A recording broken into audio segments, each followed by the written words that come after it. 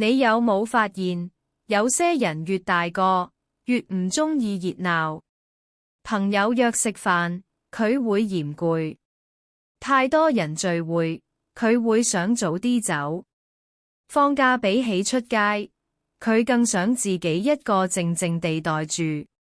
好多人會以為呢啲人好冷淡，好孤僻，但其實心理學研究發現，越高智商嘅人，往往越需要獨處。2016年，英國同新加坡學者曾經做過一項大型研究，研究對象超過15000名18至28歲年輕人。結果發現，一般人通常會因為擁有更多親密朋友而感到更加快樂，但有一類人例外，高智商人士。研究指出，智商越高嘅人，反而越需要大量獨處時間。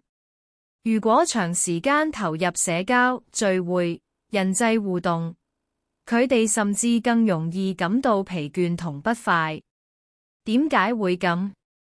研究人員認為，高智商人士通常更傾向專注長期目標、深度思考，同埋追求精神層面刺激。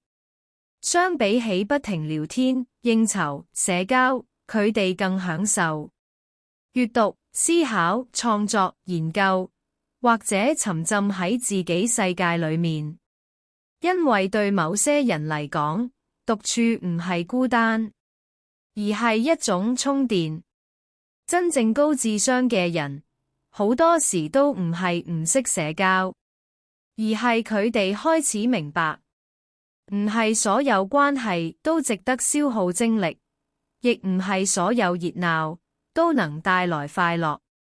所以有時候，一個人安靜地生活、思考、做自己喜歡嘅事，反而會比勉強融入人群更加舒服。